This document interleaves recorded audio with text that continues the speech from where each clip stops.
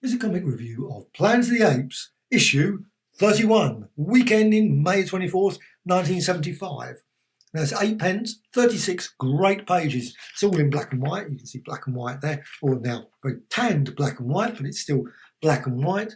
And the story in it is Kingdom on an Island of the Apes. Now this was obviously from an American issue, which was spread out, I think, over 2 issues. So 2 issues, but originally it was planned as a special 1 issue, apparently. That's what I was reading online. So you've got the time machine, because it's a time machine involved. So it's a sort of combination, time machine story and also Planet of the Apes. I'm always surprised that they've never done a long series of time machine sort of thing. Well, I suppose Time Tunnel comes to mind. So you got this character and some great art in this by Rico Rival, who I must admit I was not aware of.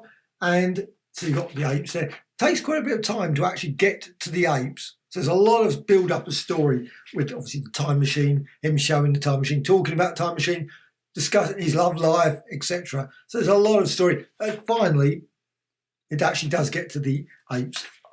Now it's about 2/3 of the way through the book. The story changes to Warlock. So it's this is spread over 4 issues, the Planet of the Apes story. I'll just get those over.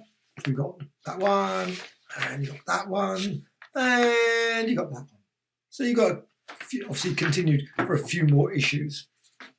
This is just the first issue of it.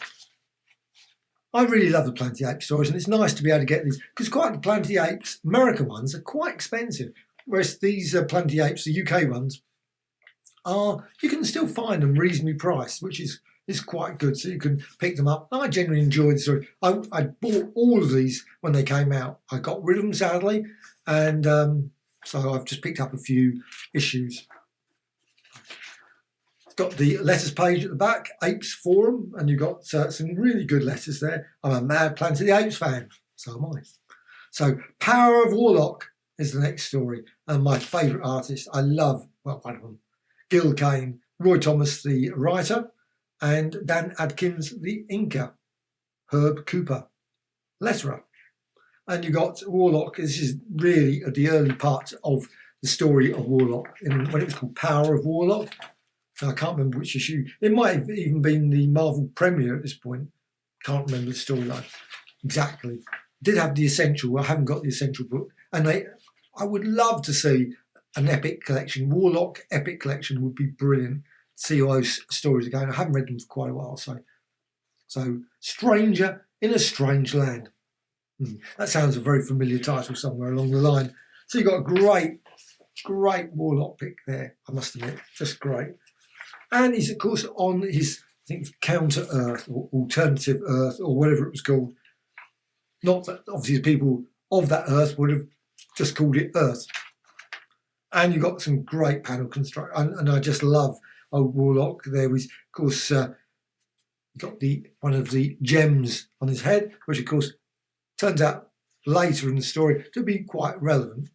But and you've also, of course, got the High Evolutionary. So you've got a lot of things. And you've got great bits here also with Doc Doom or Victor Von Doom and Counter Earth. I knew it was something like that. Counter Earth. Scientist Reed Richards' work unheralded for the good of man. Great story there. And you got, so it's a big recap of the origin of, well, certainly the Warlock story with High Evolutionary. It's not the origin of Warlock, because, of course, Warlock was in the Fantastic Four, issue 66, 67, and then, of course, battled Thor as him, and then we had some like Hulk stories and various other things, and then Marvel Premiere, issue 1 and 2, I think, had the Warlock stories, and then it was Power of Warlock. Then the story completely changed because Jim Starlin took over with this storyline, and that was an amazing sequence, which you can find in the complete collection of that, which I think is a brilliant storyline. But like I said, these ones, these Warlock stories, which I think are really genuinely good. I love these stories. They're real quirky stories. 1970s ones. They're of their time, of course. They've got a certain style about them of that period.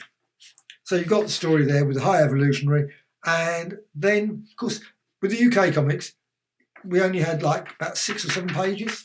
There wasn't much of the story, so literally it suddenly stops, and then you of course get the next story next week. Didn't have to wait too long. It wasn't like just 1 week to wait. However, it's got the checklist at the back, which I'm just going to turn that around so you don't want to see the end of the other story. So the Warlock story, and you got a checklist. So I like the checklist. So they didn't always include these. I must admit, this is not actually something I was actually remember that well. I'm certain it was in many issues, but the checklist, very useful. And Dracula Lives, I really always love that one. Also Savage Sword of Conan, I love that one as well. Actually, I loved them all. Actually, I bought them all. So superheroes, that had Silver Surfer in, and the X-Men. Marvel 137, and that was, which one? What does that have? Oh, that's one where he's in trial. There's Fantastic Four against Doctor Doom. Also, there's a brilliant one here, the Avengers. So you had Doctor Strange, and that was a story with Submariner and the Undying Ones. That was a great story. Oh, the Yellow Jacket as well. Wants to join the Avengers. And Chapter 3 of Shang-Chi in London. You got Doc Ock story here with Spider-Man, issue 118, where Captain Stacy is obviously Tragedy 4.